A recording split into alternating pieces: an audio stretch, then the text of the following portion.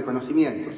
Esto lo realizamos a través del intercambio de información, el trabajo analítico y el compartir experiencias mundiales. También lo hacemos a través de actividades de preparación de proyectos destinados a crear consenso durante la fase de diseño del mismo. Y por último, contribuir a formular una visión global a largo plazo del sistema. ¿Qué más hacemos en el presente? Respaldamos programas a través de proyectos que fortalezcan la capacidad de investigación y desarrollo, que mejoren la calidad y la pertinencia de la educación superior, que fomenten la creación de mecanismos de equidad, que se creen sistemas de financiamiento sostenibles, se fortalezca la capacidad de gestión y se amplíen las capacidades en tecnologías de la información y la comunicación para cerrar la brecha digital. Ahora un poquito de números. Quizás vamos a entender un poco mejor la contribución del banco. Me he tomado el trabajo de mirar en los últimos 40 años cuál fue la inversión en educación del banco en relación a la inversión total que hace el Banco Mundial en otros sectores. Y como ustedes pueden ver, en la década del 60 la inversión en educación de toda la inversión total del banco era cerca del 3% y en la década del 2000 está cerca del 8%, o sea que hubo un incremento importante en materia de inversión en educación. Acá habla de inversión en educación en general, no solamente de educación superior. Algunos otros datos interesantes. Si tomamos la cartera de préstamos en educación y lo miramos por región, podemos ver cómo América Latina y el Caribe tiene cerca de, a montos del año 2009, una cartera de cerca de 2.500 millones de dólares. Y como verán, es bastante parejo con el sur de Asia y con África y Asia del Este y Pacífico. Ahora, si lo miramos a nivel de subsector, lo que podemos ver que en el caso de la educación superior, es el que se ve en color marrón, no sé si se ve bien, pero representa cerca del 20% de la inversión cuando lo miramos por subsectores. También muy parecido a lo que se llama sector de educación en general, que en realidad es un poquito de cada cosa, aunque la mayoría es de educación primaria, y por supuesto está por debajo de lo que es educación primaria. Bien, para hablar un poquito de futuro. El banco en estos últimos meses viene desarrollando y está trabajando en una futura estrategia de educación para los próximos 10 años. Esto se prevé que va a estar finalizado para el primer trimestre del año 2011. Y para poder tener esta estrategia desarrollada, lo que hizo en estos últimos meses y está haciendo es elaborar un proceso de consulta con los países miembros del Banco Mundial para someter a consideración la nota de concepto que elaboró el banco en materia de estrategia de educación. Entonces, para entender un poquito el contexto y por qué estamos diseñando una nueva estrategia de educación, como ustedes ven ahí y ustedes saben, tenemos un auge de nuevos actores económicos, ¿sí? China, India.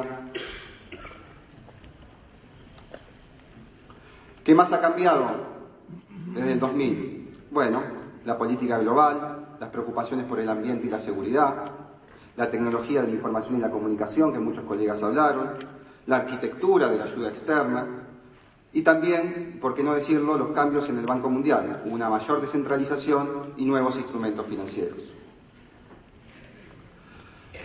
¿Cuáles creemos nosotros que serán las principales demandas en educación en los próximos años? Bueno, entendemos que va a haber una mayor presión en educación postprimaria, porque habrá una mayor tasa de matrícula neta en educación primaria, va a haber una creciente demanda en educación secundaria y educación superior, y más niños y jóvenes en la escuela también de grupos desfavorecidos. Aquí tienen un claro ejemplo de lo que mencionaba antes, una creciente demanda de educación superior, si uno analiza la tasa bruta de matrícula de educación superior, y ahí tienen distintas regiones en el mundo, como en cada una de ellas la tasa bruta está subiendo. Entonces, ¿qué significan estos cambios para la educación? Y ahí surgen varias preguntas. Por ejemplo, cómo proveer servicios para satisfacer la demanda creciente en los países donde la población en edad escolar crece rápidamente, cómo lograr avanzar en la educación posbásica cuando aún se necesita expandir la educación básica, cómo aumentar la capacidad de los sistemas educativos para contar con jóvenes con mayores habilidades para el empleo.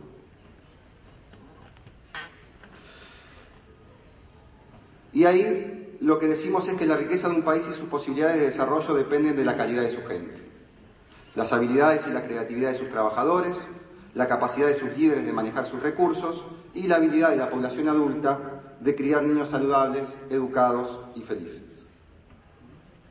Unos ejemplos, por ejemplo, un año más de escolaridad, según los últimos estudios, demuestran que eleva los ingresos de una persona entre un 5 y un 10%, y un año adicional de escolaridad de la madre reduce la mortalidad infantil y eleva la escolaridad de sus hijos. ¿Cómo estamos pensando que deberían ser las prioridades del Banco Mundial en educación para los próximos años?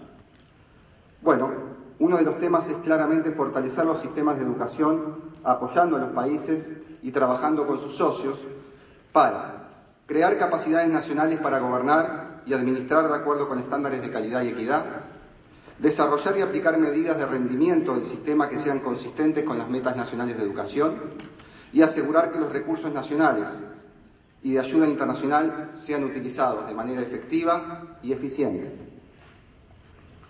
También creemos muy importante que hay que invertir en sistemas de información para apoyar políticas con base en la evidencia, para asegurar que la ayuda para educación esté sustentada por información actualizada y de alta calidad, y apoyar esfuerzos globales para monitorear el progreso y medir resultados de impacto. El banco trabaja, como vieron, por regiones, pero también en estos últimos años nos estamos dando cuenta que es muy importante agrupar los países de acuerdo con su nivel de desarrollo económico y la capacidad de su sistema educativo puede señalar también más claramente las prioridades estratégicas. Y esto es algo muy interesante, como les contaba, estamos en un proceso de consulta, y en estos procesos de consulta, por ejemplo, en países de bajos ingresos, cuando se hicieron estas reuniones, ahí se puso en letra más grande lo que más se pensaba, más los gobiernos y la sociedad civil planteaba que era más importante desarrollar en un futuro. Entonces, fíjense cómo, por ejemplo, en países de bajos ingresos, el tema de los maestros, el tema de la calidad, del financiamiento, de la tecnología, de la educación superior, lo consideran como algo relevante como agenda para los próximos años. Y en el caso de países de ingresos medios, nosotros aquí vivimos en un país de ingreso medio, como por ejemplo Argentina, el tema más sobresaliente que apareció es el tema de la calidad, también el tema de los maestros, el conocimiento, el financiamiento, y aparece en el medio también, si ustedes lo ven, el tema de educación superior. Para no robarles más tiempo y por último, si no lo dejamos para preguntas al final, les dejo, ustedes pueden entrar a la página web del Banco Mundial y ahí hay distintas páginas que lo que hacen es contar cómo se viene desarrollando este proceso de consulta y todos los pasos para poder llegar a tener una estrategia de educación para los próximos 10 años. Espero no haberme pasado el tiempo. Muchísimas gracias.